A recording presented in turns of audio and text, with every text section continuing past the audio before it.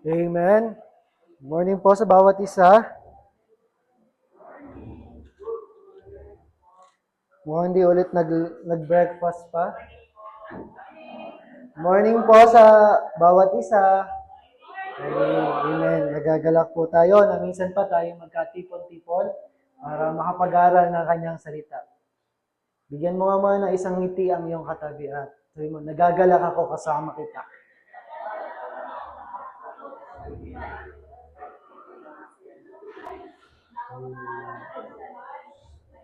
Parang ang dami niya naman sinabi. Kunti lang. Parang sumobra. Amen? So, sa umaga pong ito, tayo ay mag-aaral ng salita ng Diyos at patuloy tayong gabayan ng Diyos. Dakilang Diyos, aming Ama, ikaw po ang maghari sa umaga na to, Banal na Espiritu. Patuloy niyo po kaming pangunahan at patuloy na mahayag ang inyong salita, Panginoon. Patuloy na mabuksan ang bawat puso at isipan sa kalooban mo, sa nais mo, at ikaw lamang, Lord, ang manguna sa amin.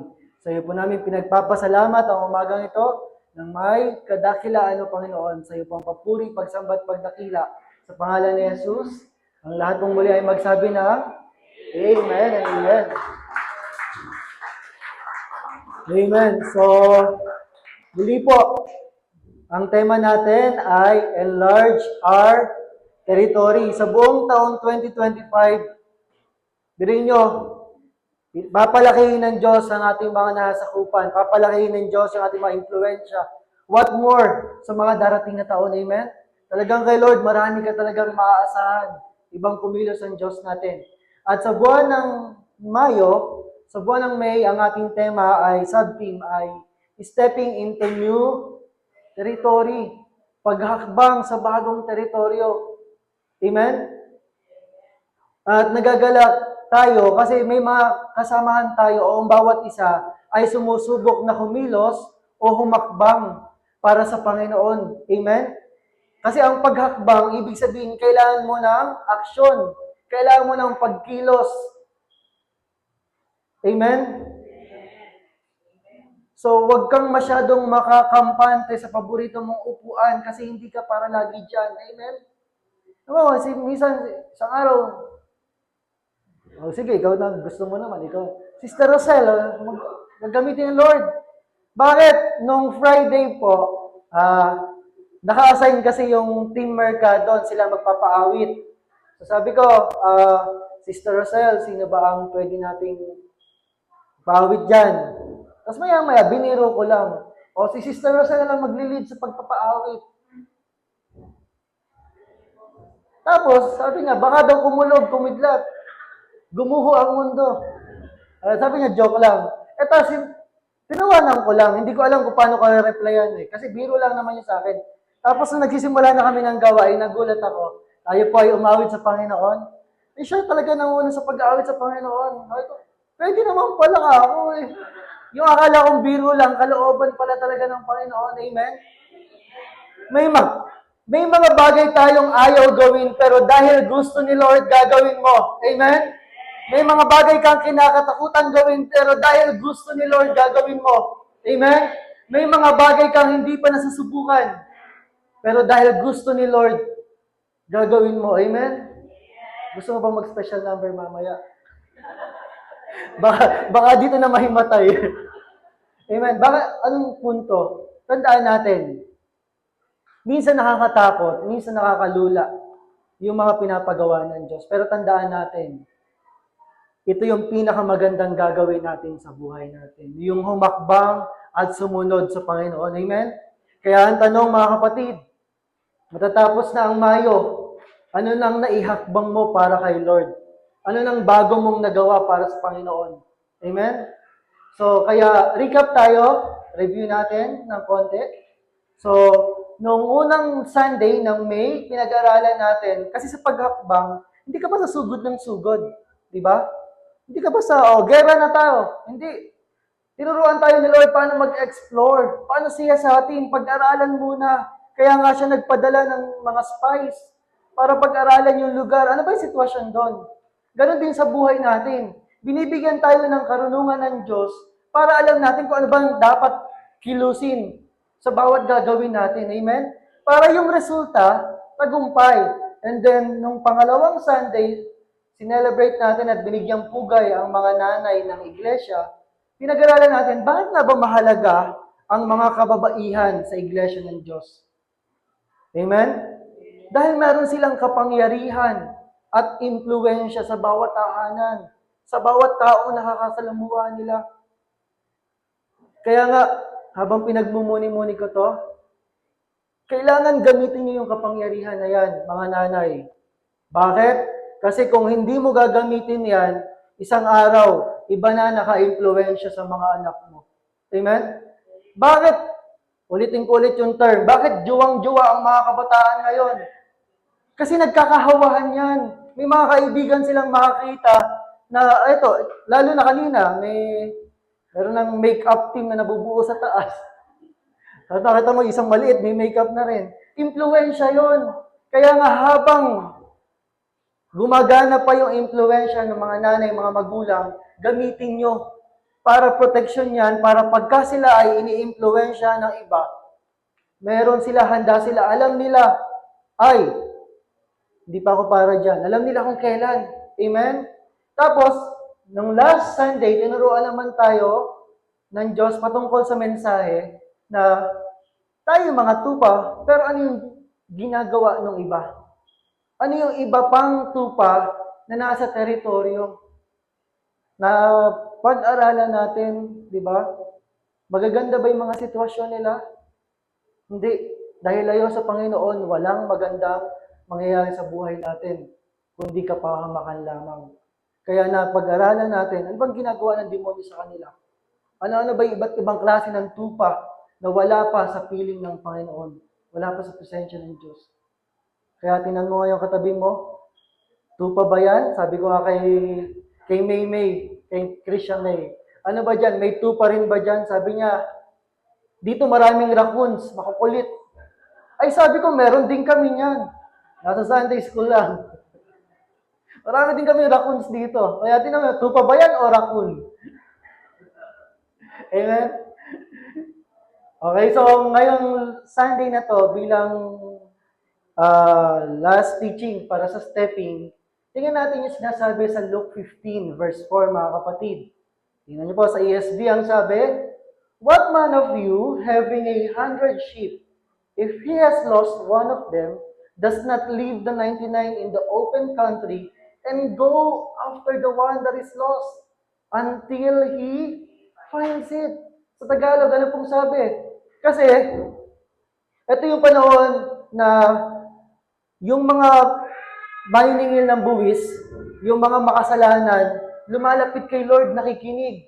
Eh nakita ng mga Pariseo, sabi nila, tingnan mo yung tao na yun, no? Mga nakapaligid sa kanya, puro masasama.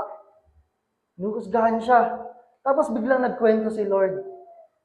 Sabi ito, kung ang sino man sa inyo ay may 100 tupa at mawala ng isa, ano ang gagawin niya? Diyos siya, di ba? Ay, may 99 naman ako eh. Isa lang yan, di yan kawalan. Pero hindi, anong sabi? Hindi ba't iiwan niya ang 99 sa pastulan at isa lang yun hahanapin ang nawawala hanggang sa ito'y matagpuan. May mga iba kasi hahanap, parang wala naman, siguro namatay na yun. Siguro wala na yun. Pero ito, hanggat sa ito'y matagpuan. Kung anong makikita natin dito, yung pag-ibig ng Diyos para sa bawat isa ay ganun katindi. Kung paanong napakahalaga ng kape sa panahong malamig. Mahalaga din ang pandesal. Amen? Pagka ganun, madaling makuha attention niya. Pagka burst na, di na, nakakatulog na kayo. Amen? Pampagising lang. Ano lang, special interlude, kumbaga. Okay, anong punto, mga kapatid? Minsan kasi, dadating tayo sa punto na papagod ka, malalayo ka, panghihinaan ka ng loob, tapos susubukan na kung ano-anong gagawin mo. Tapos mararamdaman mo, parang nakakaya nang bumalik. Parang hindi na ako karapat-dapat. Pero dito, ano makikita natin? Gaano katindi ang puso ng isang ama. Hindi niya binabaliwala yung isang nawawala. Amen? Hindi niya nire-neglect. May pakialam siya doon sa nag-iisa na yon. Pero yung Diyos siya. May 99 naman siya. Isa lang yung makulit na yon. Napakakulit pa nun. Kaya nga nawala eh. Kaya matigas ang ulo. So sabi ni Lord, may 99 na ako, bahala na isa yan. Hindi. Iniwanan niya yung 99 para doon sa isa na makulit. Para doon sa isa na nawawala. Ganon katindi ang pag-ibig ng isang ama sa atin. Amen? Kaya sa tuwing tayo ay nalalayo, hindi ibig sabihin hindi tayo mahalaga sa Panginoon. Mahal na mahal niya tayo, na patuloy niya tayong kinakalinga sa buhay natin. Lagi ko tong tanong ng pagpapasalamat kay Lord. Lagi ko tong binabanggit bilang paalala sa sarili ko. Sabi ko, Lord, nasaan kaya ako kung hindi mo ko hinagilap?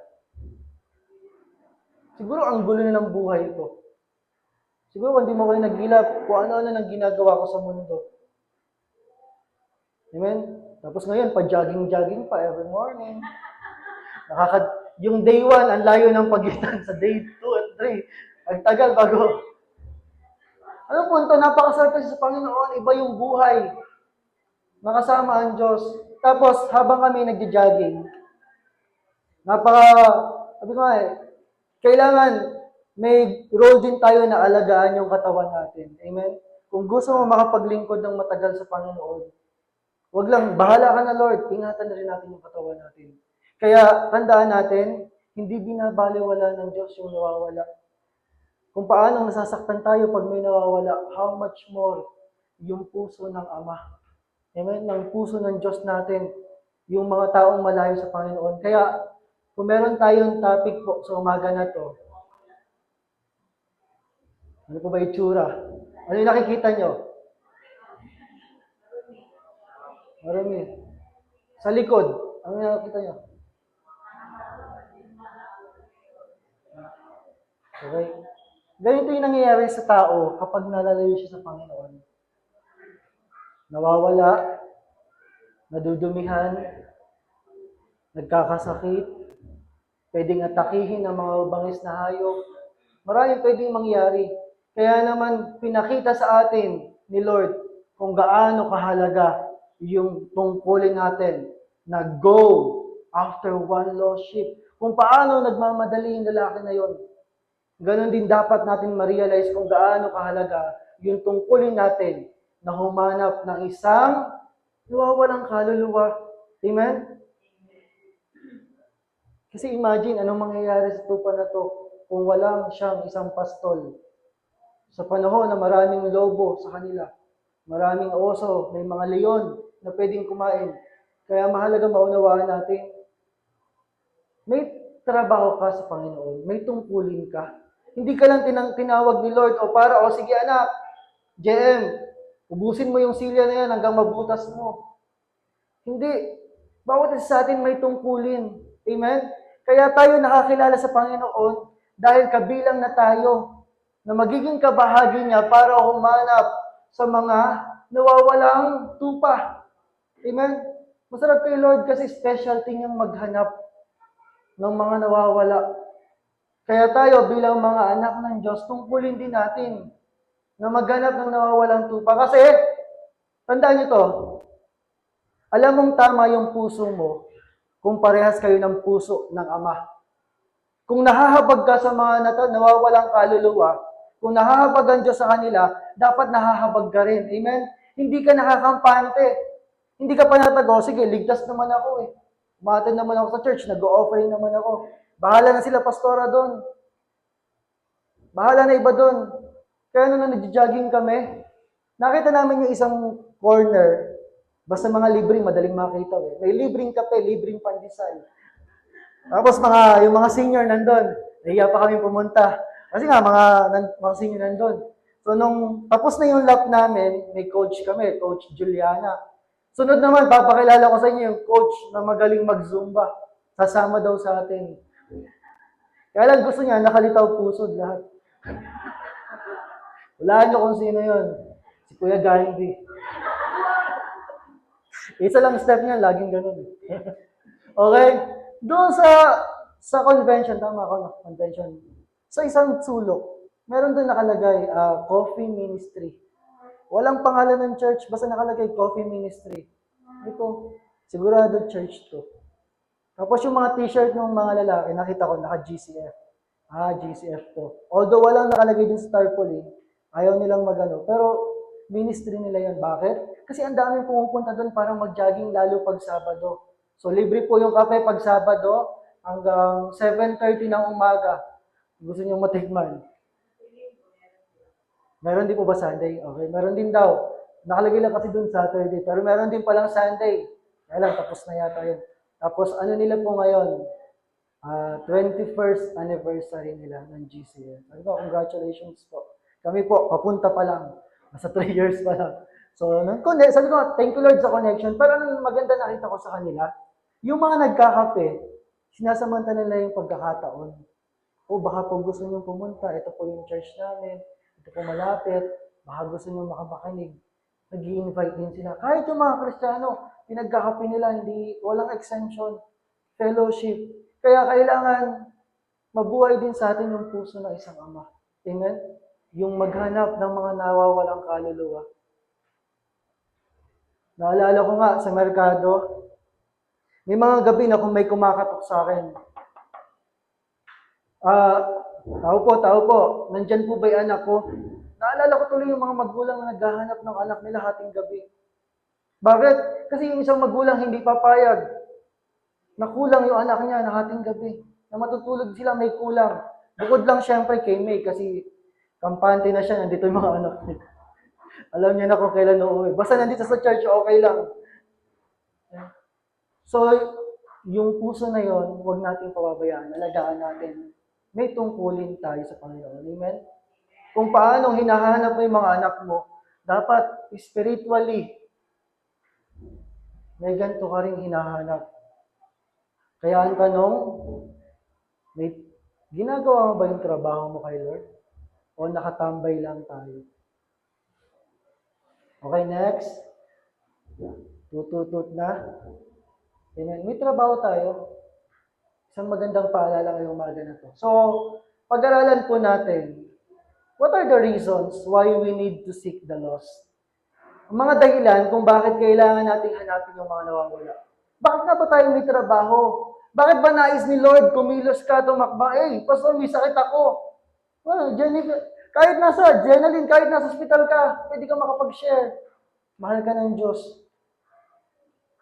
Hindi dahilan yung minsang parang hindi ko kaya, o kaya, nagkakamali pa rin ako, pastor Huwag mong tingnan yon. Ang tingnan mo, yung pwedeng gawin ng Diyos sa mga taong yun. Amen? Huwag tayo magpapigil kasi nais ng Diyos gamitin ang buhay mo. At habang pinagamit niya yung buhay mo, mas lalo niyang inaayos yung buhay mo. Kaya minsan may mga Kristiyano, kahit gaano nakatagal sa church, walang nangyayari. Bakit? Walang paghakbang na ginagawa. Kampante na, okay na kung ganito, bahala na sila. Sige, pag free ako, volunteer ako. Pero hindi alam yung trabaho at tungkulin niya bilang isang anak ng Diyos. Amen? So ano ba yung mga dahilan? Bakit natin kailangan hanapin yung mga nawawala? Number 1, ano po nakikita niyo sa picture? Medyo malabo lang, pero somehow, nakita niyo ba kung ano nasa picture?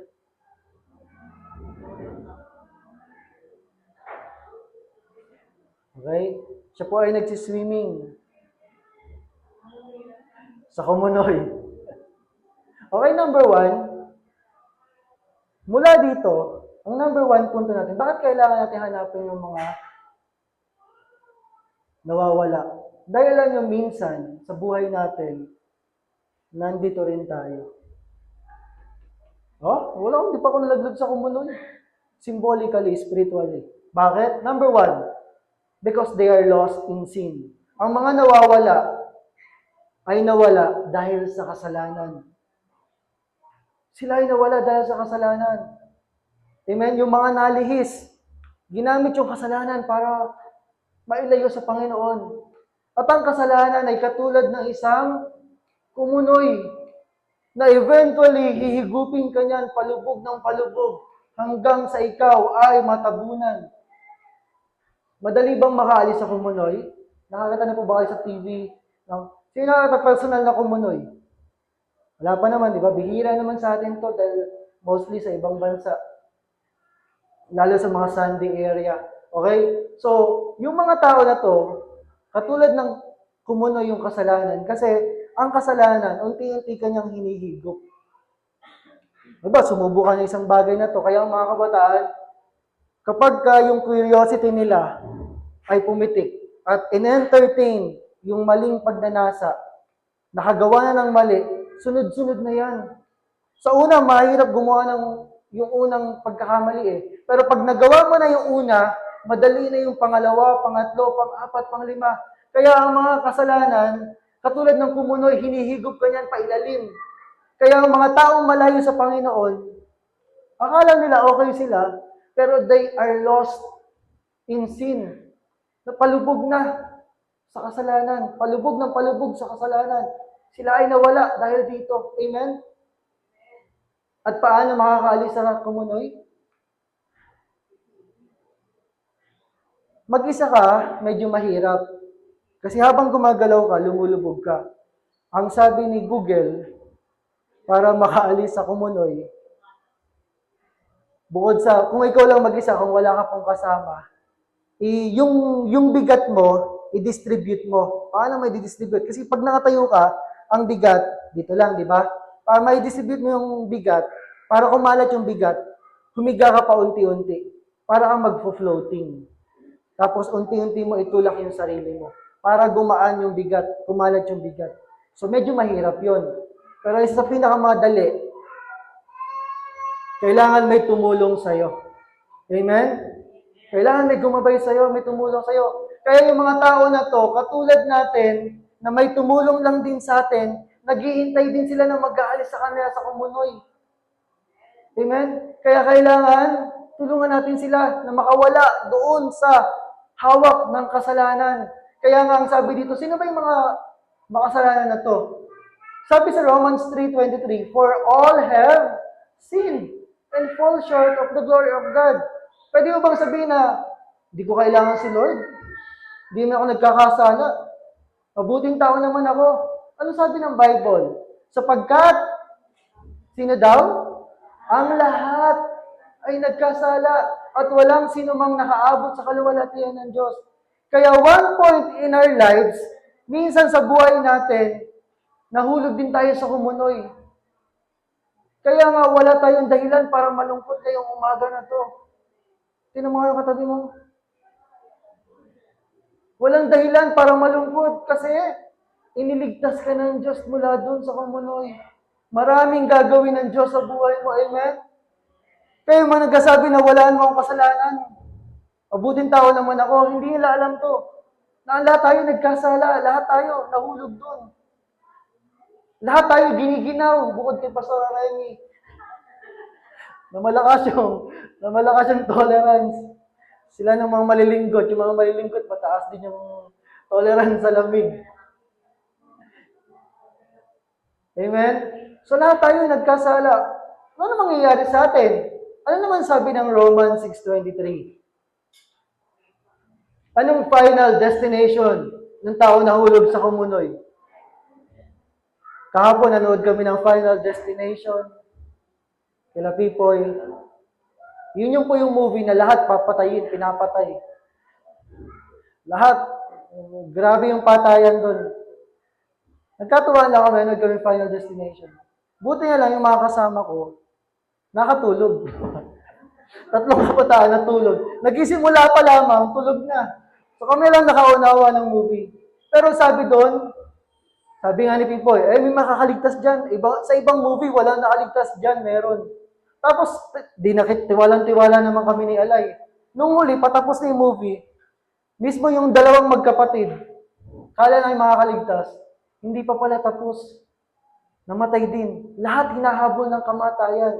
Pero ang matindi dito, ang final destination ng mga taong malayo sa Panginoon, yung nahulog sa kamatayan. Anong sabi dyan? Sapagkat kamatayan ang kabayaran ng kasalanan. Yung kamatayan na yon, ibig sabihin pagkakalayo sa Diyos. yung pagpapahirap sa buhay na to, yung pagdurusa, amen? Matindi yung resulta ng mga tao na uhulog sa kasalanan. Kaya hanggat may panahon pa, abutin natin sila. Dahil meron ako isang kabataan na hindi ko alam kung, sabi ko, Lord, siguro nagkulang din ako. Kasi yung kabataan na yon, mula nung nasa Santiago pa lang tayo, talagang may kakaiba na siya. Talagang yung pamilya niya magulo rin. Nalulong siya sa alak, nalulong sa sigarilyo, nalulong sa droga. Nakulong na. Hindi ko na nga pinakulong, nakulong pa rin. Hanggang eventually isang araw, tinapos niya yung buhay niya. Sabi ko, Lord, sayang naman. So, kung may pagkukula ako, Lord, sorry. Kaya hanggat may pagkakataon, abutin natin yung mga mahal natin sa buhay. Amen? Gamitin natin. Kasi sabi dito, may mas magandang offer si Lord. Ano yung offer ni Lord? Ngunit, ang walang bayad na kaloob ng Diyos ay buhay na walang hanggan sa pamamagitan ni Kristo Jesus na ating Panginoon. Amen? Number 1, nawala sila dahil sa kasalanan. Pangalawa, bakit nais ng Diyos abutin natin yung mga nawawala? Number 2, kasi hindi nila alam ang katotohanan. O sa madaling salita, bulag sila sa katotohanan. They don't know the truth. Amen? Nung panahon hindi mo pa alam, hindi mo kilala si Lord, ganito yung buhay natin. Okay naman, umuusad naman, amen? Kumikita naman, nakapag-provide naman, pero hindi pala. Ang destinasyon, hindi mo alam. Kaya yung mga tao nakakilala kay Lord, mapalad tayo. Bakit? Nakita natin yung liwanag ng Diyos. Amen? At naliwanagan tayo sa katotohanan. At iisa lang ang katotohanan. Amen? Sino siya? Siya ay si Jesus. Amen? Pag nakilala mo si Jesus, doon mo malalaman, ano nga bang purpose ng buhay ko na to? Hindi yung, nung hindi mo kilala si Lord, kahit ano gagawin mo, gusto ko magpayaman, gusto kong magnegosyo, gusto kong gawin to, gusto kong mag-asawa. Hindi. Pag nakilala mo ang Diyos, maliliwanagan ka, ano nga bang purpose ng buhay ko? Para kanino nga ba ako gumigising? Amen? Dito makikilala, ano nga bang totoo sa buhay na to? Sino nga ba siya? Tama ba itong ginagawa ko o mali? Kasi yung mga tao malayo sa Panginoon, diba? Minsan mahirap mangumbinsin, mahirap mga usap. Pilosopo pa, may iba't iba pa silang dahilan, kasi nga, bulag sila sa katotohanan. Kaya tayo, mga nakakilala ng katotohanan, pababayaan ba natin sila? Hindi. Ang taong tumanggap ng katotohanan, it is meant to be shared. Amen? Kailangan nating i-share, ibahagi sa kanila. Kahit na ayaw pa nila, meron akong dalawang kaklase sa Bible school. Yung isa, umattend nung second anniversary, yung medyo mataba. Si Emil, na malapit ko pong kaibigan, kailan lang siya nakakilala kay Lord. So dati, ang buhay niya, nalulong siya sa sugal. Talagang mayaman sila, may kaya sila. Pumupunta siya ng Pampanga, hanggang nalulong siya sa droga, hanggang sa nakulong din siya. Kinikwento niya yung experience, hindi madaling makulong. Minsan yung kahit yung toilet, mayroong may-ari doon, hindi ka basta-basta pwedeng humiga doon, umupo. Talagang magbabayad siya, pwede bang patulog lang. Ganun daw kahirap. Tapos nung nakalaya siya, yung isa kong kaklase, si Alex. Si Alex ay nagbebenta ng mga sasakyan, katulad ni Pastor Charles. Kinuha niya si Emil bilang driver. Sabi niya, samahan mo ako. May kukunin tayong kotse doon sa may Bataan, Batangas, sa iba't ibang lugar. Kailangan na isa pang driver. Kasi pag pumunta sila, bidala sila sa sasakyan, kailangan may magdadrive ng isa. Alam niyo pong ginagawa ni Alex? Mula papunta hanggang pauwi, sinesharean lang si Emil. Paulit-ulit yun. Sinatsaga niya hanggang isang araw. Itong si Emil, hindi na bumitaw sa Panginoon at nagnanais na magpastor. Siya yung madalas kasama ng pastor niya. Naka-assist, naka-PA lagi. Samantalang isa, medyo nanlamig na sa Panginoon.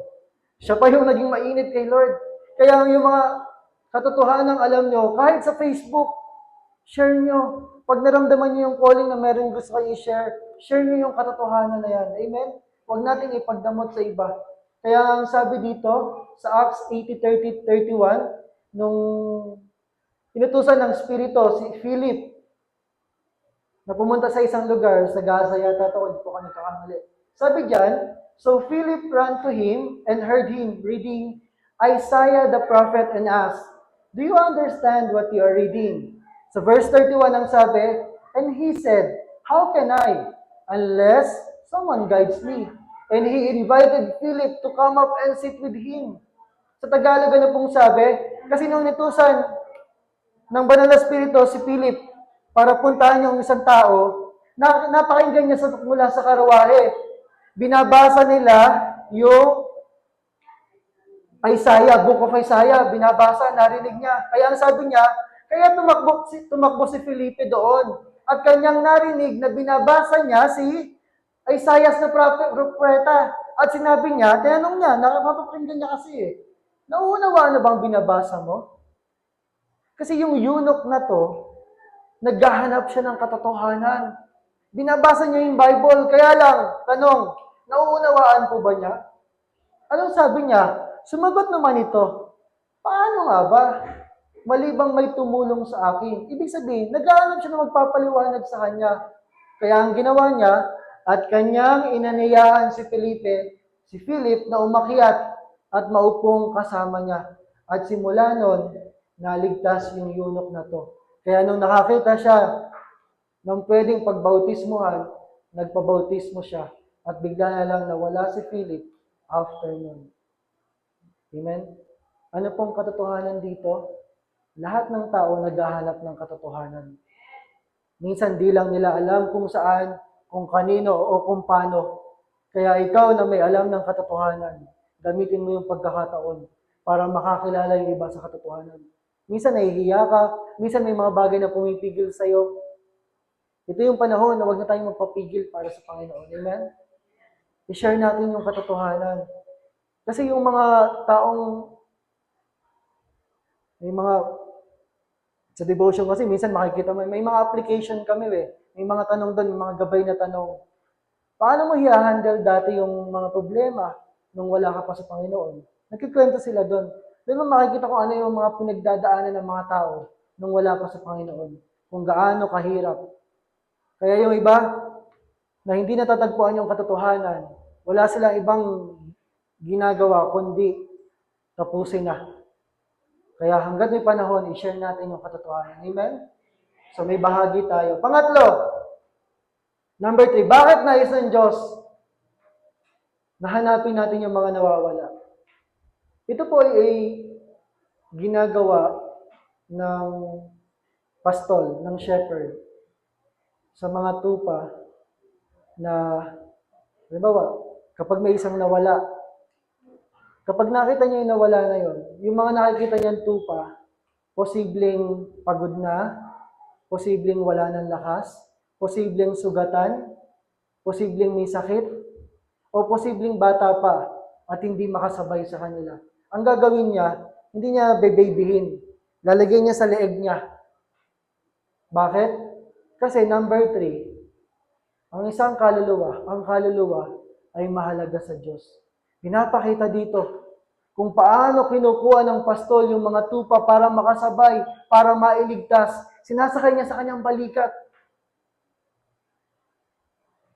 Nung panahon na tayo pagod, nung panahon na tayo may sakit, nung panahon na tayo nanghihina, kinakalong tayo ng Diyos para tayo ay dalhin, makatapos sa mga problemang dinadaanan natin. Dahil mahalaga tayo sa Panginoon. Amen? Mahalaga tayo. Mahalaga ang bawat kaluluwa sa Panginoon. Kaya nga dun sa 99, hindi niya pinabayaan yung isa. Bakit? Mahalaga to. Mahal na mahal niya yun. Ang lahat ng nilikha niya ay mahal niya. Diba? Kahit gaano kabait yung mga anak, kahit gaano ka Minsan matigas yung ulo, hindi mo maiwawaksil, hindi mo maiaayaw, maiaalis. Bakit? Anak pa rin. Amen? Ganon din lalo sa Panginoon. Ang bawat kaluluwa ay mahalaga sa Panginoon. Imagine niyo yung puso ng Ama. Amen? Nung panahon na pagod ka, nung panahon na problemado ka, imagine mo ikaw yung tupa na dala-dala niya sa kanyang balikat. Lord, thank you. Kasi sa panahon hinang-hina ako, ikaw yung nag-usad sa akin para makapagpatuloy ako. Amen? Kaya ganun kahalaga ang kaluluwa sa ating Panginoon. Amen? Kaya gustong-gusto niya na maging bahagi tayo para marami pang nawawala ang maabot ng mensahe ng Diyos. Ano sabi ng salita ng Diyos? Paano natin makikita kung gaano kahalaga ang isang nawawala sa Panginoon? Sa isang pastol? Sa Luke 15 verses 5 to 7, ang sabi po niya, "And when he finds it," yung nawawalang tupa, "he joyfully puts it on his shoulders and goes home. Then he calls his friends and neighbors together and says, 'Rejoice with me, I have found my lost sheep.'" Sa verse 7, "I tell you, in the same way, there will be more rejoicing in heaven over one sinner who repents than over 99 righteous persons who do not need to repent." Ano daw reaction ni Lord? Kapag nagdadala tayo ng kaluluwa sa Panginoon, kapag nakita na niya ang tupa, ay masaya na itong pinapasayan. May joy kay Lord. Kaya nga natutuwa tayo kapag may mga kaluluwa rin lumalapit sa Panginoon. Bakit? Nararamdaman natin yung joy ng Panginoon. Nakikiisa tayo, nakikibahagi. Tapos hindi pa yun. Pagdating sa bahay, nagkaroon pa siya ng celebration, nag-aya pa siya. Pinagdiwang niya, sabi niya sa mga kapitbahay niya, "Makipagsaya kayo sa akin dahil nakita ko na ang tupa kong nawawala." Ganon katindi. Kaya nga ang sabi niya sa verse 7, "Sinasabi ko sa inyo, magkakaroon ng higit na kagalakan sa langit dahil sa isang makasalanang tumatalikod sa kasalanan kaysa sa 99 na matuwid na di nangangailangang magsisi."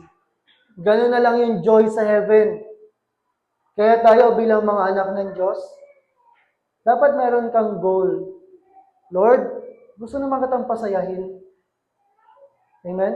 Lord, gusto naman kitang pasayahin sa buhay ko na to. Sa dami mong ginagawa sa akin, pasayahin naman kita. Humanap ka ng mga nawawalang kaluluwa na maibabalik. Kaya nga, minsan nahiya ako kila Benok, nahiya ako kila CJ, kila Alay, kay Pipoy. Kapag dumadagsa yung mga kabataan sa kanila, yung pagod na pagod si Benok, galing trabaho, kasi nandun pa kami. Minsan sila Pipoy na nagpapakain para sa mga kabataan na to, paswimming pa kami pag nagpunta sa kanila.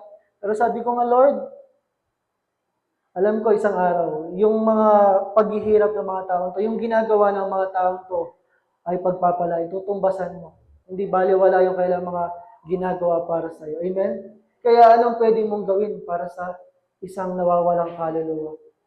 Kaya itong BBS, huwag kayong pumayag na hindi tayo maging bahagi nito. Amen?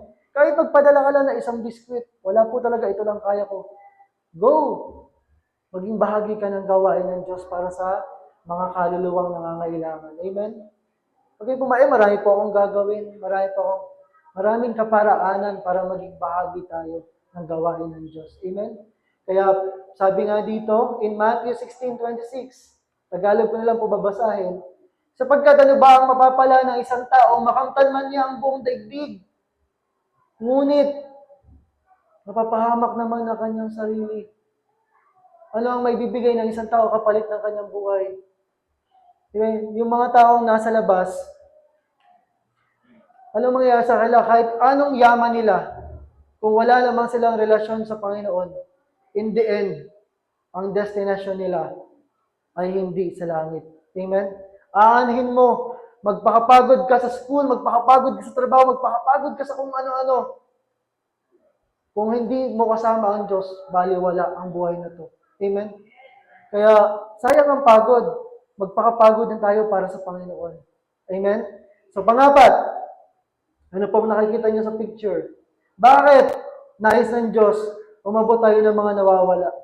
Di ba yung pag minsan napapag-pray si Kuya Ganyo sa kanilang trabaho, pakinggan mo yung bulong ng banal na Espiritu. Sa prayer mo, pwede kang manalangin para sa isang kaluluwa na nangangailangan ng panalangin. Amen? Hindi natin malilimitahan ang kilos ng Diyos. Gamitin natin yung mga pagkakataon natin. Amen?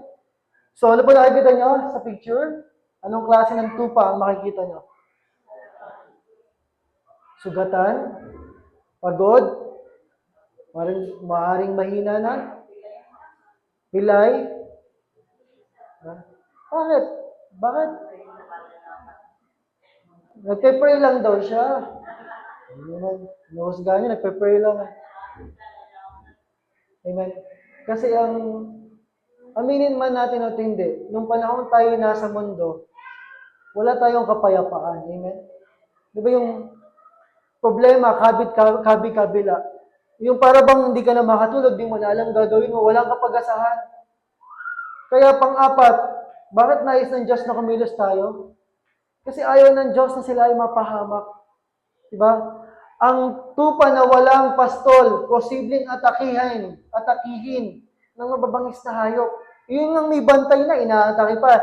Paano pa yung walang pastol na magpoprotekta sa kanila? Amen? Kaya mahalaga na magpaalalahanan din tayo sa isa't isa. O kapatid, nalalayo ka na kayo. O kapatid, wala ka yata sa gawain. Bakit? Tandaan natin layo kay Lord. Walang mabuting maganda sa buhay na to. Mapapagod ka lang. Kaya nga ito, ayaw ng Diyos mapahamak yung mga kaluluwa, yung mga nawawala, yung mga tao na wala pang Jesus sa puso nila.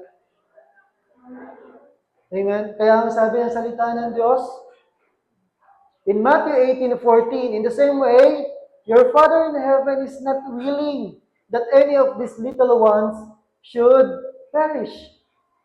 Sa Tagalog po, kaya't hindi kalooban ang inyong Ama na nasa langit na ang isa sa maliliit na ito ay mapahamak. Kaya nga masakit sa atin kapag may nawawalang kaluluwa. Bakit? Pagpipiestahan siya ng kaaway. Papahirapan siya ng kaaway. Ilulubog siya ng kaaway sa kumunoy ng kasalanan. Hanggang sa eventually, hanggang mapatay niya to. Kaya nga, ayaw ng Diyos. Pero nyo, gaano yung puso ng Ama natin, no? Kung mapapansin nyo po, yung history ng bansang Israel, kahit gaano kakulit ng mga Israelita, nandun pa rin yung pagpapatawad ng Diyos. Nandun pa rin yung pag-ibig ng Diyos. Nandun pa rin yung pagmamahal ng Diyos. Amen? Kaya kung si Lord lang tatanungin, ayaw niya mapahamak. Hindi siya natutuwa. Ay, buti nga sa'yo, matigas ulo mo.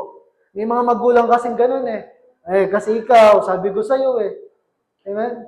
Pero ang tunay na puso ng Ama, hindi siya masaya kapag napapahamak yung kanyang anak. Kaya yung puso natin, chinecheck natin, Lord, magkabuka ba tayo ng puso o hindi? At panghuli, dito na po ako magtatapos. Number 5, bakit nais ng Diyos na tayo ay maghanap ng mga nawawalang kaluluwa? Nawawalang baka sa sementeryo kayo pumunta. Mga ligaw yun, hindi yan nawawala. Mga ligaw na kaluluwa. Sabi ni Pastor, pumunta daw ako, mga nawawalang kaluluwa Nakatama si Kuya Gandhi, nag-ano doon. Idalang kandila. Amen. Isa sa pinakamagandang dahilan, mga kapatid. Dito na po magtatapos. Bakit kailangan natin kumilos? Bakit kailangan mo? Kailan nagtatanong ka, Lord, sino nga aabutin ko sa buhay na ito ngayon? Sino nga aabutin ko sa araw na ito? Sino yung kailangan ko i-chat, kausapin, ipanalangin? Bakit? Bakit nais ng Diyos na abutin natin sila? Number 5, because si Kristo ay dumating at namatay para sa kanila. Amen? Siya yung pinakamagandang halimbawa kung bakit kailangan nating kumilos. Siya, na Diyos, nagkatawan tao, nahirapan, napagod, nagutom, nabugbog, nireject, pinagtawanan, pinagbalakan ng masama, pinalipusta, pinahirapan, pinako sa krus, hanggang sa mamatay. Ginawa niya yon para sa mga nawawala, para sa atin. Amen? Siya yung pinakamagandang example. Sabi nga, paano mo malalaman ang pagmamahal ng isang tao? Paano mo masasukat? Paano mo malalaman ang pagmamahal ng isang tao? Kung hanggang saan yung kaya niyang ibigay. Si Kristo, anong binigay niya para sa atin? Minsan kasi minsan tinitipid natin si Lord eh. Minsan minamadali natin si Lord. Minsan, ito lang yung para sa iyo Lord. The rest sa akin na. Samantalang si Lord, pag nagbigay siya, pag nagmahal siya, best. So sa buhay natin, gaano ba natin kamahal si Lord? Handa ba tayong kumilos para sa Kanya? Handa ba nating sulitin yung pagkamatay niya sa cross? Para sa atin? Handa ba tayong kumilos para magkaroon siya ng kagalakan pag may mga makasalanan tumatalikod sa kanilang kasalanan? Amen? Si Jesus, si Kristo, ang pinakamagandang example natin kung bakit natin kailangan gawin to. Kasi ang tawag sa atin ay followers of Christ, tagasunod ni Kristo. Kaya kung anong ginagawa niya, kung anong ginawa niya, gagawin din natin. Siyempre, hindi natin gagawin to kasi sapat na yung ginawa niya sa krus ng Kalbaryo para sa atin. Ang gagawin na lang natin, ipagpatuloy yung paghahanap sa mga nawawala. Sabi nga dito in Luke 19:10, "For the Son of Man came to seek and to save the lost." Sabi po diyan, ang anak ng tao ay naparito upang hindi lang upang iligtas ang naligaw, hindi. Upang hanapin at iligtas ang naligaw. Ibig sabihin, naparito, may aksyon, may kilos, may ginawa ang Diyos para ikaw at ako, nandito ka ngayon, nakakapakinig ng mensahe ng Diyos. May investment si Lord sa atin. May ginawa siya para sa atin upang hanapin tayo at iligtas. Amen? Kaya ito din dapat yung goal natin. Maging role model natin si Jesus na kumilos at maghanap ng mga nawawalang tupa ng Panginoon. Amen? Dahil sa pamamagitan natin, maiko-connect natin, maitatayo natin ang tulay ni Kristo sa buhay nila. Amen? Kaya, recap po tayo. Reasons why we need to seek the lost. Sorry po, hindi ko na naibaba. Sagad na. Okay? Reasons why we need to seek the lost. Una, sila ay nawawala dahil sa kasalanan. Nalulubog sa kumunoy. Papayag ba kayo yung mahal niyo sa buhay? Malubog sa kumunoy. Pangalawa, hindi nila alam ang katotohanan. Naghahanap sila ng kaparaanan, naghahanap sila ng katotohanan sa buhay nila.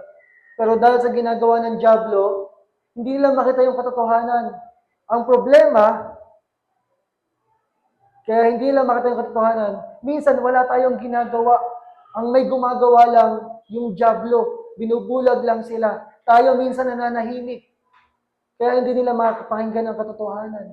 Amen? Minsan naman. Pero minsan, sila ay bulag na sa katotohanan. Kaya ayaw nilang tanggapin. Pangatlo, ang bawat kaluluwa ay mahalaga sa Diyos. Amen? Diba, pag nakahanap ka ng isa, hanap ka pa ulit ng isa pa. Hanap ka pa kung ilan yung kaya mo.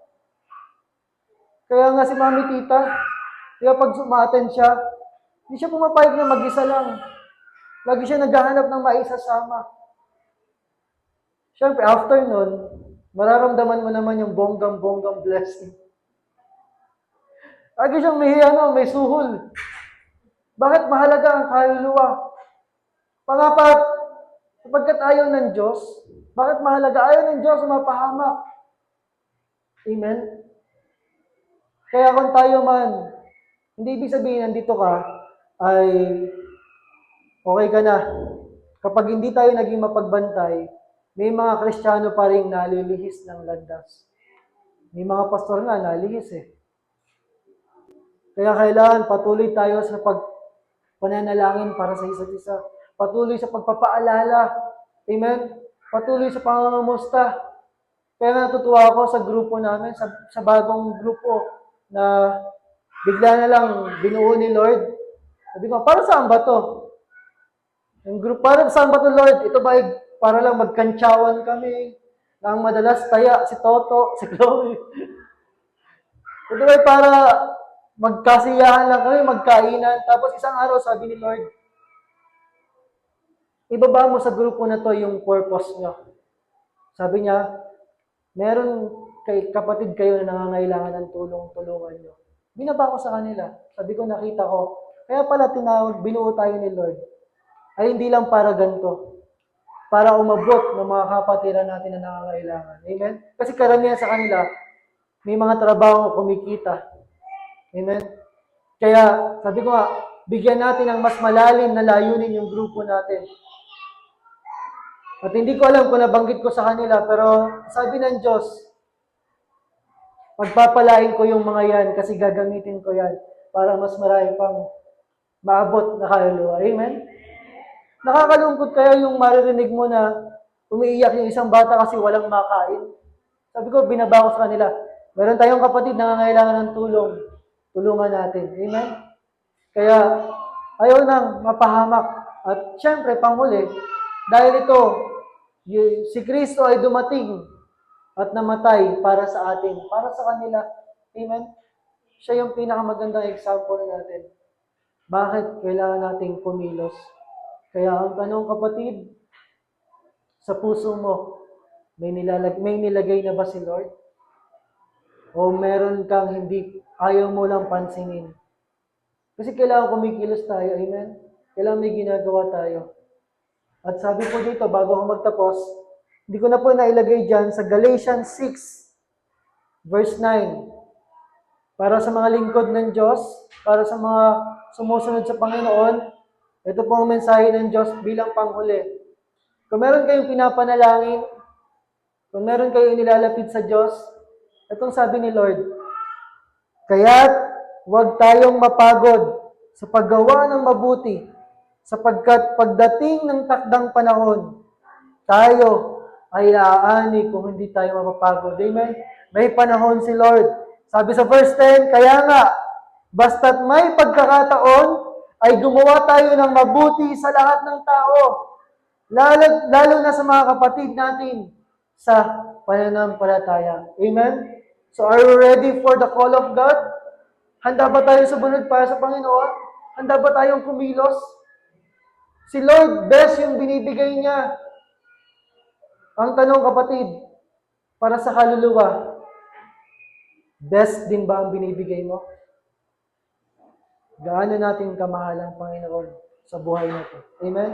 So, nais ng Diyos, gamitin ang buhay natin para mas lalo natin maranasan kung gaano siya kabuti sa atin. Amen? May natutunan po ba tayo ngayong umaga na to? Palakpakan nga po natin ang Diyos na buhay at tayo po ay tutungo na sa tithes and offering. Yan, si Pastor Rossi po ba?